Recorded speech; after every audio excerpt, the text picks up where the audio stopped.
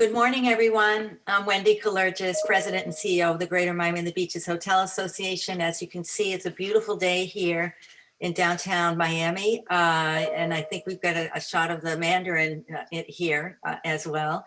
And I'm delighted to host this wonderful panel, very interesting topic with Littler. Littler Miami has been a member of ours for a few years, and we really appreciate all of their support, and we're looking forward to our topic, return to work in a COVID-19 world, hospitality perspective.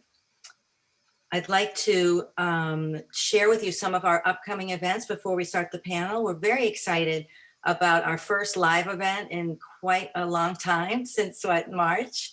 We're doing our first annual Travel and Tourism Leader of the Year at the JW Marriott Miami from 5:30 to 7:30 on June the 10th. And we're honoring our dear, dear friend and partner, Bill Talbert, the president and CEO of the Greater Miami and the Beaches. I was going to say Greater Miami and the Beaches Hotel Association, great GMCBB, Greater Miami Convention and Visitors Bureau. So we're very excited about that. And then we're also having on June the 15th, this will be our second website accessibility seminar with Miami Lighthouse for the Blind at 8:00 a.m. So stay tuned for more events coming up. We'll be doing our hospitality check-ins live as well. So we're going to be visiting a lot of our hotels very soon. And just thank you for your time. I'd like to now introduce our moderator and panelists. Our moderator is Rocio Blanco Garcia, attorney at law at Littler Miami. Thank you, Rocio, for moderating this wonderful conversation. And also we have Stella Chu, attorney at law at Littler Miami. Appreciate your time because we know it's precious. And our partner and friend, Isabella Portsikansky. Did I do a good job? Director of Human, is it good? I'm getting better. Director of Human Resources at Mandarin Oriental Miami. Thank you all for taking the time to present today for our members. Thank you, Wendy. First, thank you so much for being here today. As Wendy stated, my name is Rocio Blanco. I'm an attorney with Littler. I am actually located in the Miami office. So I'm here today with my coworker and colleague, Stella Chu. Because we are in Miami, we're very attuned with what's going on in Florida. And also today we have the great pleasure of having with us Isabel, who will be able to provide us a more boots on the ground perspective on what she's doing and what she has seen works and doesn't work as director of HR for the Mandarin Oriental in Miami. Now, we understand that at this point in the pandemic, we are all seasoned pandemic warriors, but the truth remains that 16 months into the pandemic, there are still lots of questions. The law keeps changing, the guidelines keep changing, and the truth of the matter is nobody really knows what to do. So our goal here today is to provide you with some insight, with some guidelines, and some food for thought, both from a legal and practical perspective that we hope will help you as you try to navigate issues that will affect your workplace and your workforce. Thank you, Rocio. I appreciate everyone's time. Again, my name is Stella Chu, also an associate at the Littler Miami office.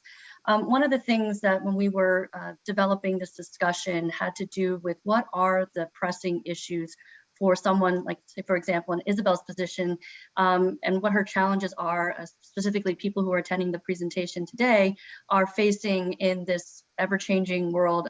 We have new vaccine that's been coming out, rolling out, and what are the issues? And one of the things that was really touched upon and highlighted had to do with how to retain and how to also, invite new talent to the staff that is already, pretty thin as it related to, past COVID issues. And so one of the things that we wanted to do was to, not only just sort of highlight the more recent developments nationally with regard to vaccinations and some of the winding down of some of the COVID mandates, but also discuss some of the challenges that you all are facing in the real world as it relates to retention, recruitment, and employee morale as these issues start becoming more on the forefront. So in that, I'll just turn it over to Isabel. Thank you. So great to be here with you, Rocio, and Stella, and with everybody on the call. Thank you for having me. So we're going to start by exploring a series of topics through some questions and answers that we'll do internally, and hopefully we'll have some time at the end to answer some of your questions. So with that, I will take it away and start with a question for Stella. Stella, can you start by giving us a bit of an update on some of the major developments that we've seen here in Florida, not just in the last few weeks, but as much as this morning, so much going on. Sure. Yeah, and as Rocio touched upon earlier, you guys are all seasoned, individuals when it comes to sort of tackling these issues. But I think it's always good to just sort of walk through them again, to the extent that we can develop, a group discussion about what some of the issues are and how some of you all are tackling them. Of course, one of the major issues that we've been seeing come forward it has to do with Governor DeSantis' executive orders that were signed earlier this month that basically invalidated all remaining local emergency COVID orders and signed a bill to law that bars businesses, schools, government entities across Florida from asking anyone to provide proof of COVID-19 vaccine.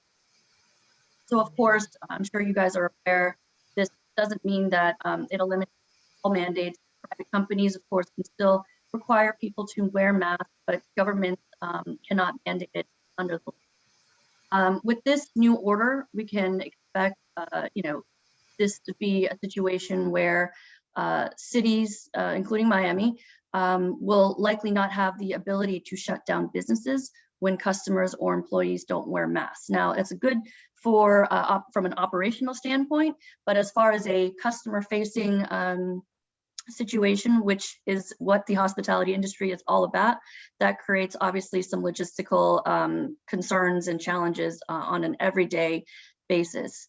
So because of these new rules and new ordinances, of course, it leaves a lot of the governments and local agencies basically scrambling to try to balance public safety with these emerging changes, something that you all in the hospitality industry are encountering every single day.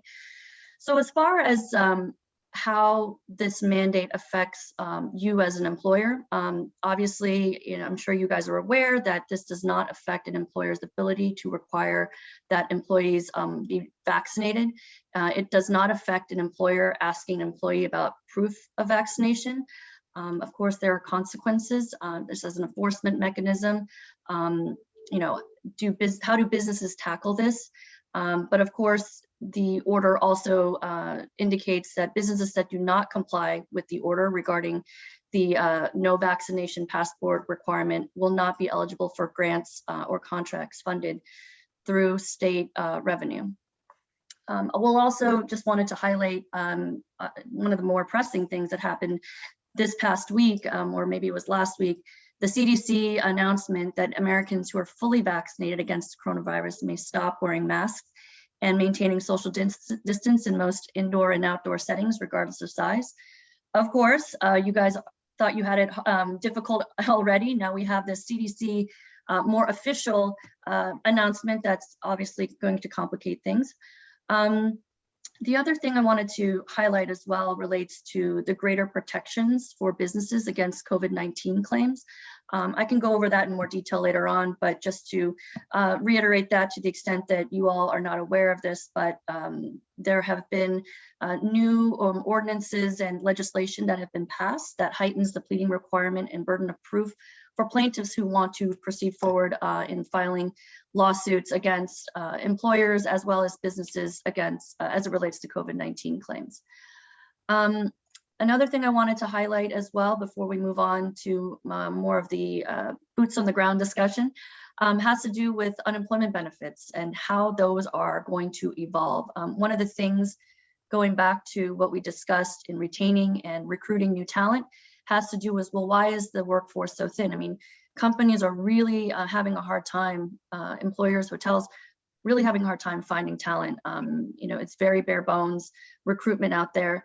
There are many theories as to why the employment workforce is so thin. It ranges from the unemployment benefits. Obviously, workers have not had to prove that they've been searching for work during the time of COVID. Obviously, those requirements were relaxed.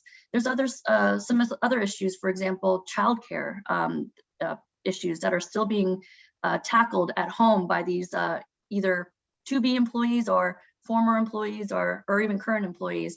So those are some of the challenges that these people are still seeing, as well as just some general hesitation about coming back to work and COVID-19 concerns, regardless of whether or not there's still vaccines, to be distributed.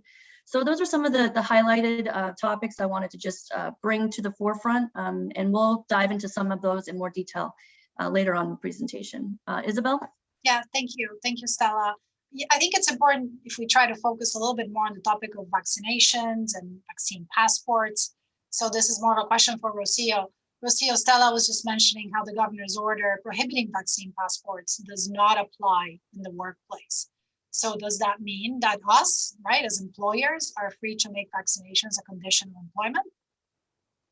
Thank you, Isabel. And the short answer is yes, you are free to do that, right? The EEOC came out some time ago and said that vaccines are not considered medical examinations. You as an employer, each of you here on the call can definitely require your employers to do that. But I think it's helpful when we're thinking about something as mandating vaccines, right? Which is so foreign to so many of us because, absent as being little kids at school being told, hey, you have to be vaccinated, we're not really used to seeing, a requirement that we vaccinate ourselves. So, and Isabel, not to turn this back on you, but before I address the legal, the legal implications of a vaccine mandate, I think it is important for us to discuss, well, you can, but should you mandate vaccines? And Isabel, you as a person who's like really boots on the ground, you are interacting with employees day in and day out, what do you think will be the practical implications of mandating vaccines? So I think that's really the $1 million question. For us as a global hotel group, some of our hotels in the Middle East, for example, you can't come to work unless you're vaccinated. You can't go to a mall in the Middle East unless you're vaccinated. So coming to this part of the world, we are already struggling to get talent, as Stella was mentioning. And I think this may create additional challenges if we make this a requirement. So we, particularly us at Mandarin Oriental, we're not requiring vaccinations now. I think we would experience some pushback if we did. We are highly encouraging, we're educating, we're making it easy, we're celebrating when somebody gets a vaccine, but we're not requiring it. And that is not surprising, Isabel. In fact, I think our law firm did a survey probably a couple months ago of, I think it was over 1,000 employers, and the overwhelming majority of employers are not requiring vaccines. They are just like you, encouraging, educating, but not making it a requirement. And honestly, that doesn't come as a surprise. It's a very polarizing topic. While in the Middle East, like Isabel was stating, it's being made a requirement. In other places of the world, it is being made a requirement. Here in the US, the topic, pretty much just about everything that came out from the pandemic, masks, vaccinations, social distancing, travel restrictions, it became very political. It's a very polarizing topic. So unfortunately, no matter what you do as employers, you are bound to encounter people who are not going to be happy. And so I'm not going to say it's the safest thing to do, but what most people are choosing to do is to not mandate vaccines. And frankly, if you mandate vaccines, there are a lot of things that you have to be mindful of, and there are risks. From a legal standpoint, there are two main things that I think we should highlight today. The ADA, so the Americans with Disabilities Act, which I'm sure you are all familiar with, and also religious accommodations. The EEOC, while it has stated that, yes, you can go ahead and require vaccines, it has also cautioned that if you as an employer are requiring vaccines, you have to be careful that your screening questions that you ask in the process of requiring those vaccines, that they show a business interest. Meaning, if a person says, hey, I am disabled, I'm not going to get the vaccine, and now you start asking questions, you need to make sure that those questions really are tailored to getting information to establish whether that person's refusal to get the vaccine will pose a threat to that person or to your other employees. So be careful if you do require vaccines to not engage in this, liberal questioning of employees, because you are bound to a step on a mine that's just going to explode, and it could create serious litigation risks. Also, religion. Title VII requires that you accommodate people's religious beliefs, and religion is defined very, very broadly under the law, and it's just about any legitimately held belief that you have. And what does that mean? Like, I mean, I think most of us, we how do we question what is somebody's belief? How do we question the legitimacy of what they're telling us their religion is? So because the religion has been defined so broadly, you have to be careful. If an employee comes to you and says like, look, vaccination is inconsistent with my religion, which frankly is something that we have seen in the school setting before, right? Where certain parents say that they will not vaccinate their children because of religion. We're going to see that in the employment sphere as well. So you have to be careful on how you handle that and make sure that you train your staff, especially HR and management. Not everything falls on the shoulders of people like Isabel. So you have to train your management as well to make sure that they know which questions they can ask, that they know what the law requires as far as accommodations. And policies are our best friends. Putting things in writing as employers, right? We want to make sure that we inform, if we are going to require vaccines, that we inform our employees and our workforce about how they can go about requesting accommodations, and that we train our management on how to handle those accommodations once they are requested. So going back to the beginning, can you? Yes. Should you? You have to look at your particular business. You have to get a feel for your workforce. You have to take into account legal risks. And the legal risks keep changing as the law evolves. I say this many times, we are getting on the other side of COVID, but COVID in the workplace will stay here for the time being, because the decisions that we made a year ago, we are seeing now cases on that, and the decisions that we make today, we're going to see in the years to come. So just be very careful. Know that most people are not mandating vaccines, and if you are going to mandate vaccines, make sure that you have a robust system in place that includes both policies in writing and appropriate training. Thank you. I think we've seen what some employers are doing to be creative around this. And before I have a question for Stella, but I don't know if anybody on the call has seen what the Cosmopolitan in Las Vegas did in terms of an incentive.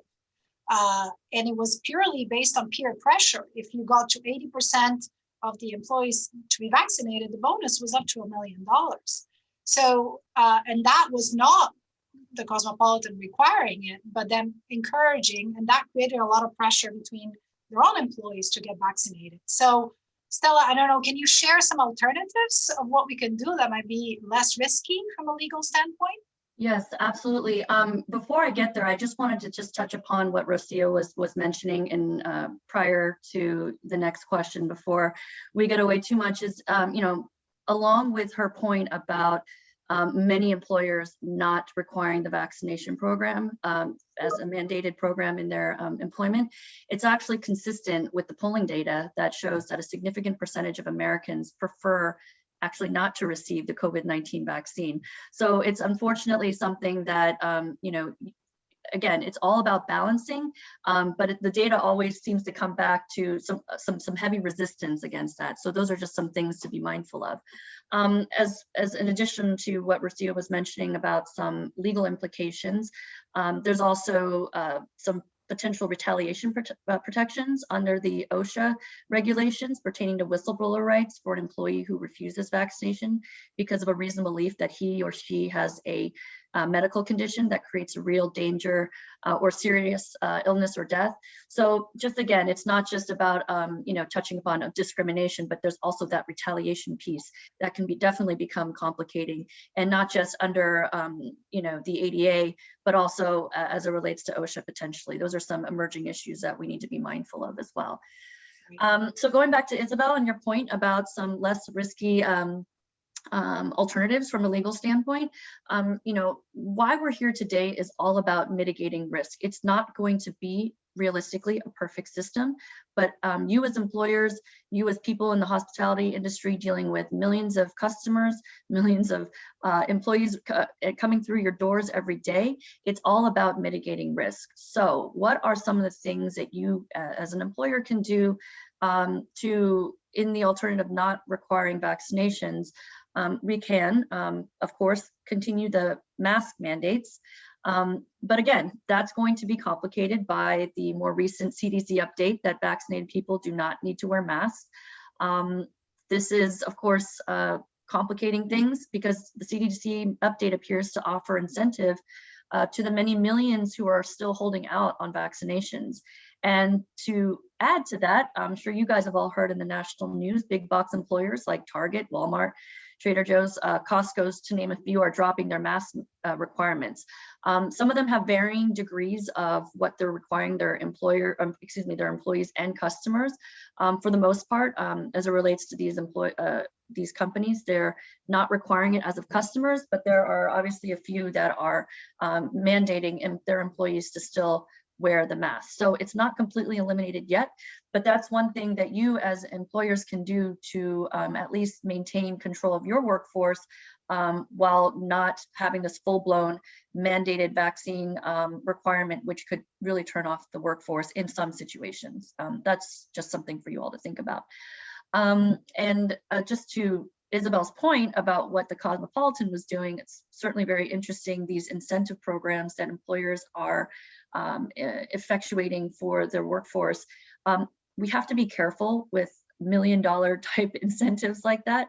The EEOC and other government agencies have not issued entirely clear guidance on incentives, but there are some touch points that I wanted to mention for you all. Of course, whenever you deal with incentives like this, we as lawyers have to always bring in the law, right? We have to be careful about how these incentives may implicate the ADA, Title VII, HIPAA, and the FLSA. So again, going back to what Rocio was talking about, implications as it relates to employees having a medical condition or religious belief, which would prevent them from having vaccination, thereby sort of foreclosing their ability to participate in the incentive program, right? So if they are sort of raising their hand saying, I have a medical condition or I have a religious belief, they may not qualify. And they may then turn to you and say, well, this incentive is in some way a discrimination against my disability and those kinds of items. Definitely some problematic things to be aware of. So to going back to what Isabel was saying, one of the very important things that the EEOC has sort of been guiding us on thus far is that these incentive programs should be de minimis, or at least we should strive to make them de minimis, something more like a modest gift card or a small gift that can provide some sort of incentive benefit, not necessarily a minor benefit. You want to have it enough so that it does give some motivation for employees, because that's the whole point, right, is to encourage your employees but not make it oppressive or feel like you're really missing out on something significant if you don't participate in the incentive program. Some other, and just to go back to the accommodation issue with the ADA, if someone is not going to be able to participate in the incentive program, some other accommodations that you could implement are watching COVID safety videos, reviewing CDC materials on mitigating the spread. Employers should always be mindful of all employees' abilities to participate. So those are just some things to be mindful of as you all either implement your incentive program or consider adjusting it based on some of these considerations. One additional incentive I wanted to mention too is actually more employer facing or company facing. That involves the tax credits for businesses permitting PTO for vaccinations. This I do want to point out is applicable to those employers that have 500 or less employees, so small businesses. I'm sure there's several of them, a good amount probably in this organization. So essentially, it's basically a paid tax leave credit for employers that provide full pay for employees who take time off to get and recover from a COVID-19 vaccination. The tax credit is available and covers up to $511 per day for each vaccinated employee. So something for you guys to be aware of. Rocio, what about talking about the logistics of implementing these incentive programs? Yeah, and if you are all on the call feeling a little frustrated, like, okay, well, so if I mandate vaccines, there are legal risks. If I incentivize vaccines, there are also legal risks, and I can incentivize, but not incentivize so much that then, people feel left out. It is a very, very challenging, landscape that we're dealing with, both legally and logistically. And, in the industry that you are all in, I imagine, we have high season right in Miami, and then you have all the seasonal employees that come in, you have, part-time employees. How do you, like, Isabel, how are you, for example, like what are you guys doing at the Mandarin Oriental to implement incentives, if any, taking into account the diverse workforce that you deal with? So I think you both touched on this a little bit. Some big hotel groups have offered PTO, and Wendy Kalergis was on a call with a couple of HRDs last week, and a large hotel on the beach said they were offering PTO, and that's how they knew that only 18% of their employees had been vaccinated. So you would think it was a larger number, but because we don't have that data, we're not offering an incentive at this time. We're staying as neutral as possible due to the I would say the regulatory minefield that we're seeing out there. But I wanted to share just anecdotally, we have brought a manager on task force from one of our hotels in Asia. And the moment he landed, he said, "Where can I get my vaccine? Because in Asia, I can't get one." So without any incentive, right? Some people coming from other countries are really eager to get vaccinated. So it's a bit of a, your culture, your employees, your workforce, your market. The incentives have to make place. Again, the $1 million incentive in Las Vegas makes sense, but very dangerous, that's for sure. It's not the minimus, right? As Stella was saying. Yeah, and that something what Isabel just said is like, you have to know your workforce, you have to know your culture. That is so key, because in the employment law field that Stella and I are in, nothing makes a better plaintiff than an unhappy employee, right? So you have to be very careful. These are unprecedented times, right? Like, it's a once in a lifetime that we get a pandemic like this. Last time was it 1918, right? So for all of us who are here, this is the first time that we're navigating these things as employment law attorneys and as employers. And all this uncertainty, just make sure, poll your workforce, see what they want to do.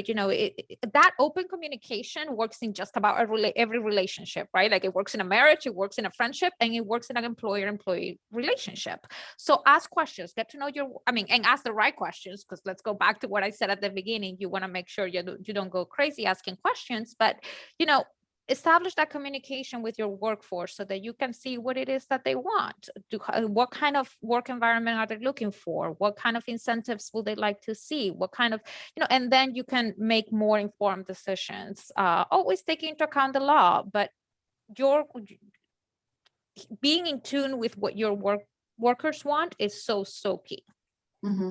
Yeah, and just because there are constant changes, updates, the world is swirling around, one week to the next, it's still really important to maintain your policies, especially as it relates to ADA accommodation, making sure that you guys are going through the interactive process in evaluating whether or not, if you are to mandate the vaccination program, whether or not you are making sure you're following those prior procedures already in place related to those individuals who raise a disability or religious accommodation issue. None of those things are going to change. There's going to be different fact patterns, of course, that come across your way. There's going to be different nuances, but still stay on course with those accommodation plans and policies that you have in place, and be aware of the interactive process that you will need to take when it comes to those items. Another key point that I wanted to raise too is that whatever vaccination scheme you as employers determine works best for your company, and it can change from one day to the next. And that's sort of the problematic thing about this whole thing. Communication is key. Making sure that you inform your employees exactly what is going on so that there's no confusion. And it depends on how large your workforce is. It depends on what kind of roles they have. I mean, some of these employees are perhaps housekeeping or maintenance, and they may not be necessarily getting emails all day regarding these updates in company policy. So make sure that you notify them on a regular basis, however you decide what that regular basis is based on your workforce and needs. That's super important to do. I have an anecdote. We had a case, this was very early on in the pandemic, but we were facing a lawsuit. And this was, by the way, I believe before all those heightened requirements came regarding plaintiffs filing lawsuits against companies. It had to do with a wrongful termination where an employee basically was terminated because he came back to work after he had gotten a COVID test. Now, the COVID test actually came back negative, but the doctor's note had indicated that the employee was supposed to stay home and quarantine for 10 days following the COVID test. And instead, the employee went to work. The employee was terminated because he apparently did not abide by company policies that required employees who had gotten the COVID test to quarantine. And so then he came back and sued the company. Now, we ended up resolving the case, pretty early on without any major issues. But then as I started digging deeper into the policies, what the employer was telling me about what their policies were not in fact actually fully communicated to their workforce. And we found little kinks in the communication process where, for example, these meetings that they had to attend were quote unquote safety meetings, but they didn't provide an agenda.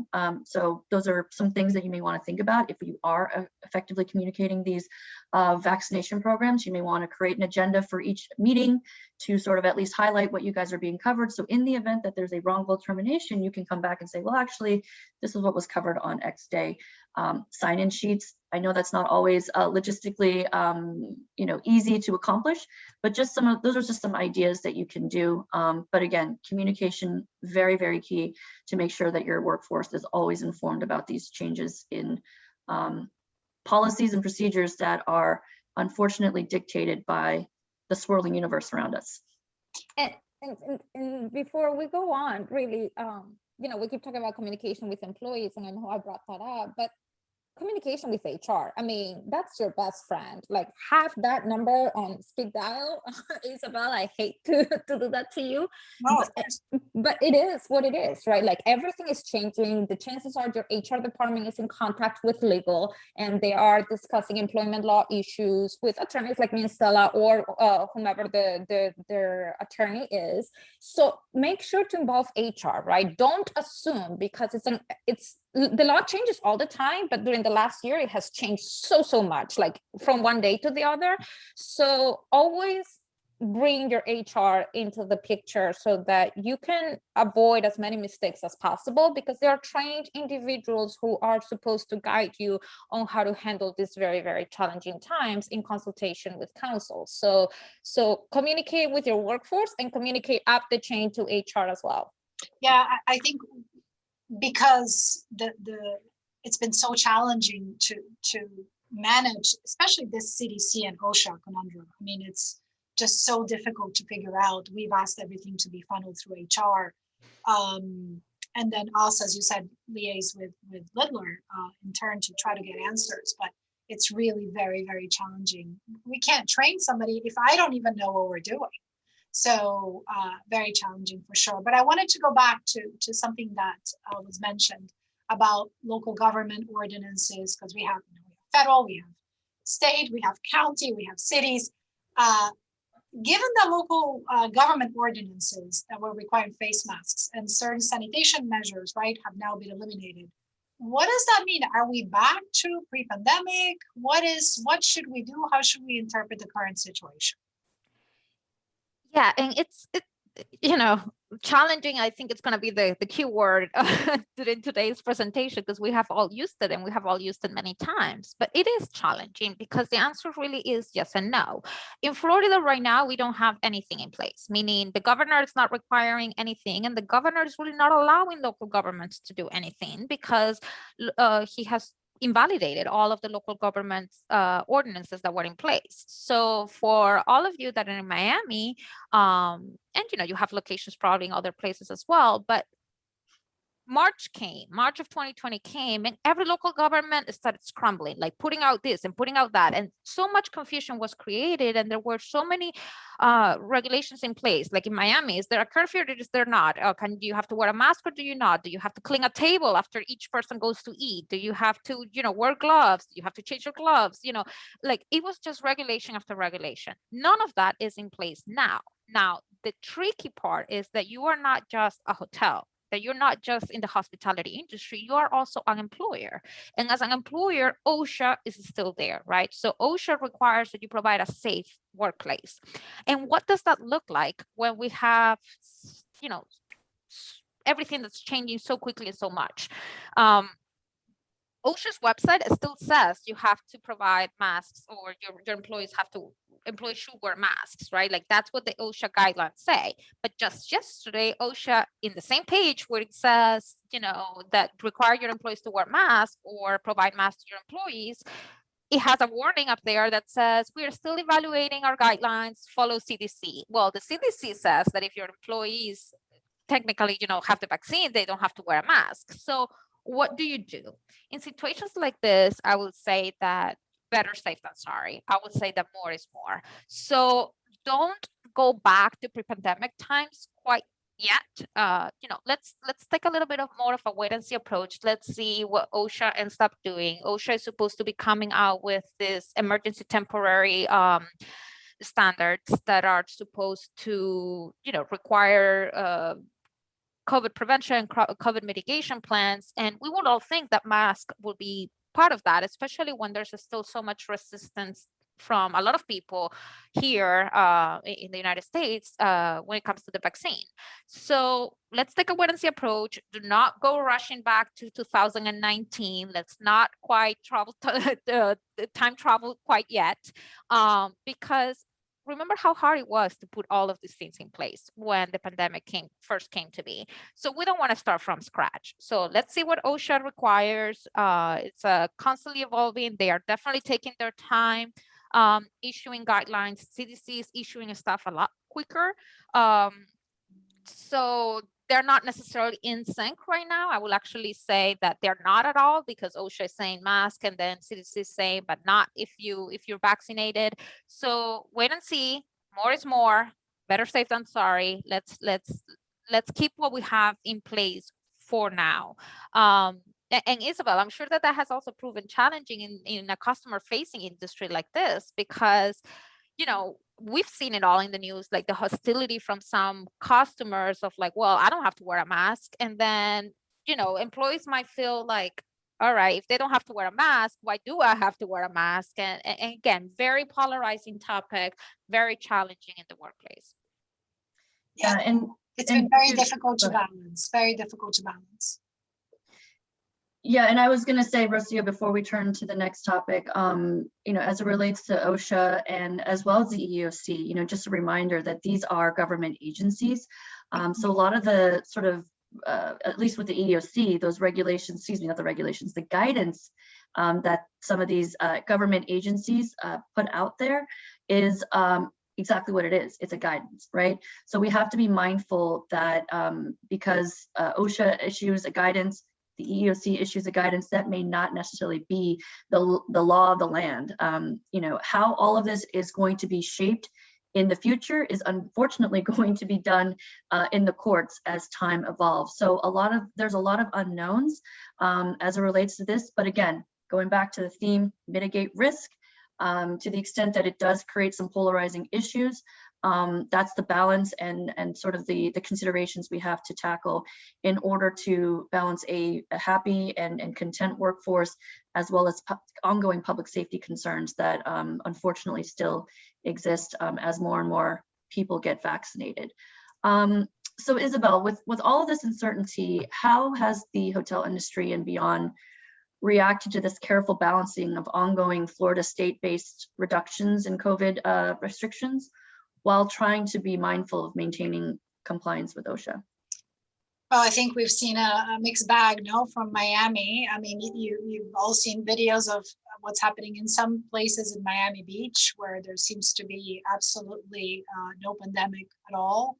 And then it really varies in parts of the states and the state and in parts of the city. For us, we have been playing it quite safe. We are, a company based in Hong Kong, so they're quite experienced with pandemics, and they started feeling this way before we did here in the US. So we've been playing it safe. We're quite risk averse.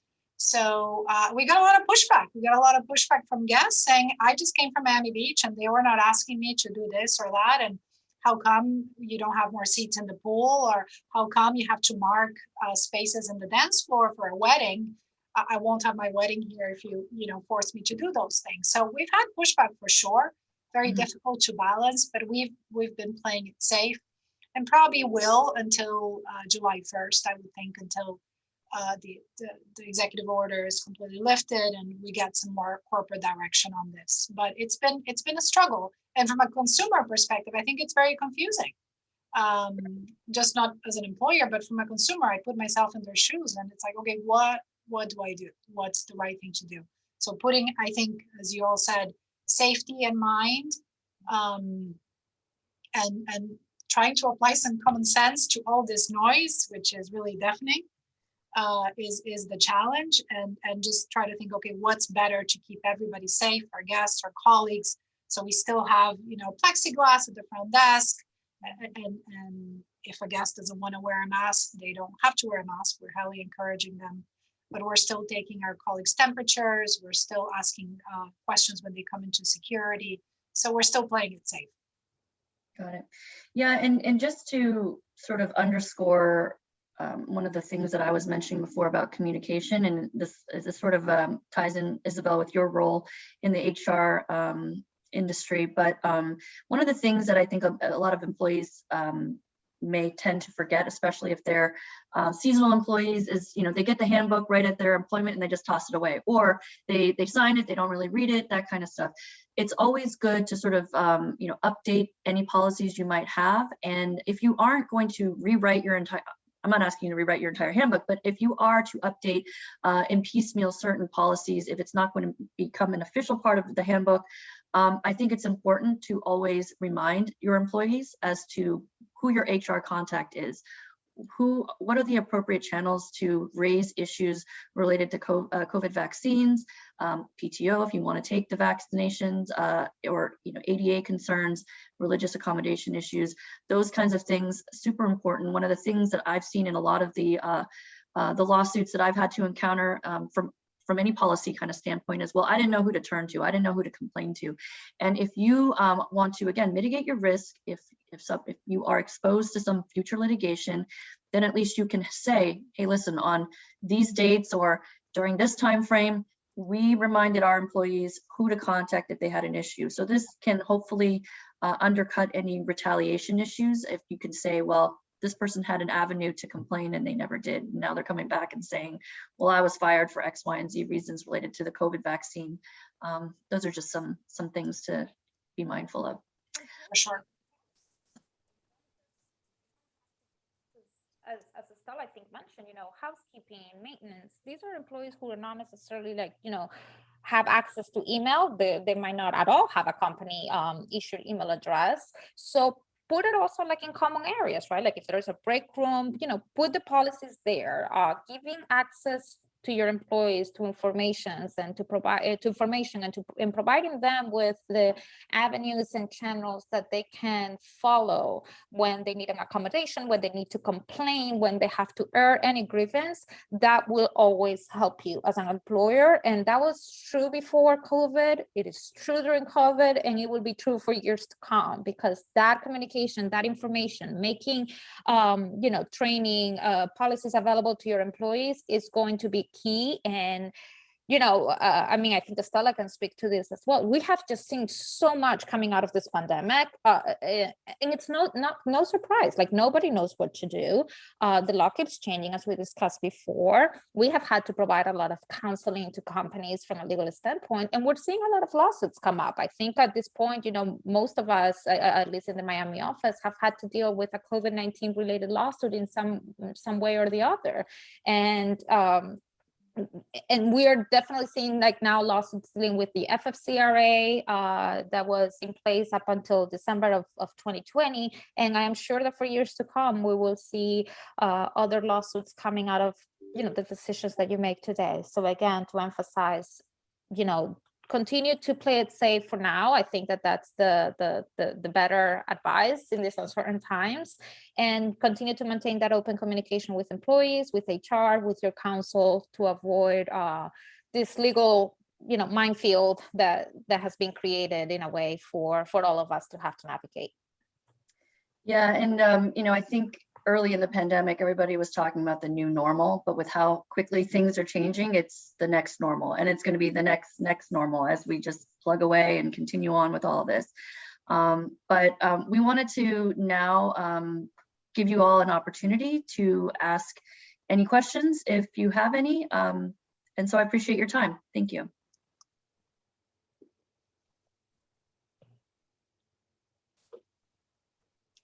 I will check the chat as well. Oh, no questions in the chat. I think that just means we were really, really clear in these confusing times. That's going to be my takeaway. Or confused everybody even more. No, Isabel, no, be positive.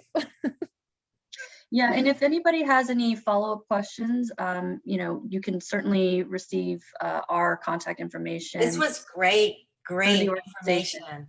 This was amazing information. Thank you. I started making notes, then I'm like, I don't need to make notes. We have the recording, but I just thought it was really very relevant. We really relevant info. I'm sure Isabel does too. And having Isabel is great. So we had a great turn. Nobody's asking any questions. That's so. I guess that HR world, they're more formal, There's right? questions. Yeah, I think there's a couple on the chat. I see something. Yes. Yeah, so what are your thoughts on employer liability if vaccines are mandated and an employee gets sick over the vaccine?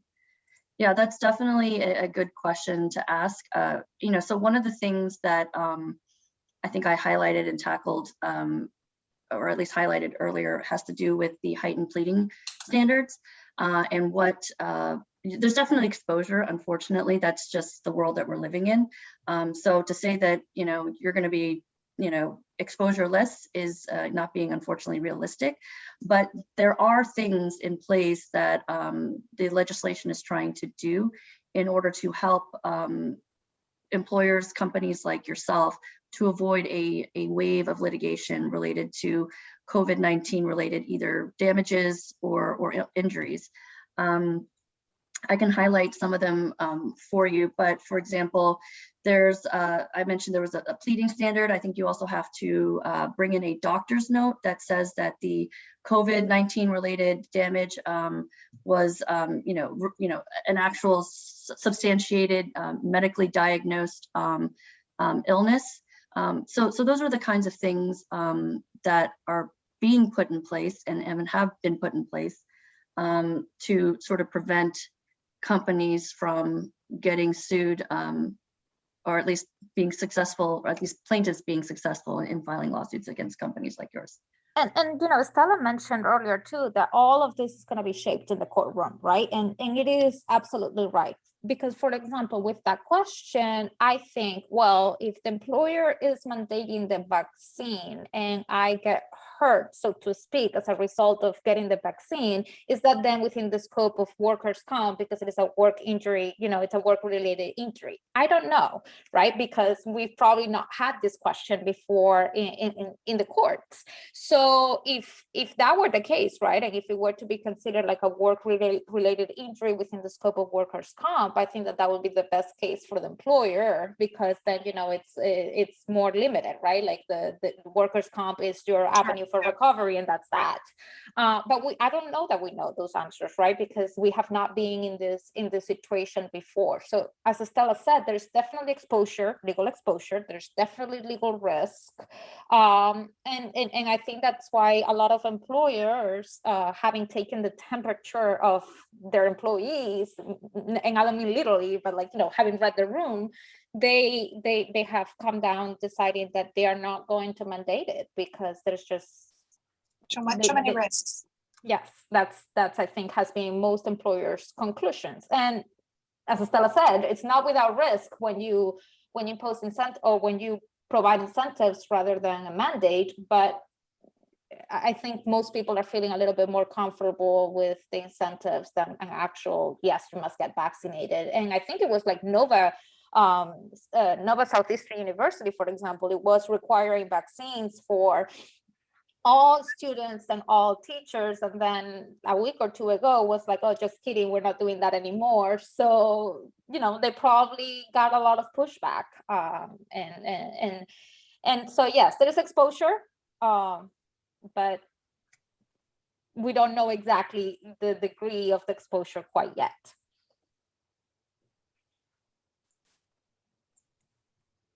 All right, I don't think we have any other questions, but we have a lot of resources on our, just if you go to like littler.com, we have a million articles that we all write. We have a million resources. So just poke around. You're bound to see something that might be helpful as you try to navigate these very difficult issues. And obviously ask Wendy for our information if you need it. But if you don't want to deal with us directly, all the websites are great. It's a great resource as well. We can post it on our website too. That would be great. So thank you so much, Rocio, Stella, and of course, Isabel. It was a really very, very interesting topic. And I think we'll have to meet again, right? We're going to have to get to do an update, right? To be continued. To be continued, right. The government will sure give us a topic of conversation. I am positive. Take care, again, everyone. Bye, everyone. Thank you for coming. Have a great upcoming weekend too. Thank you.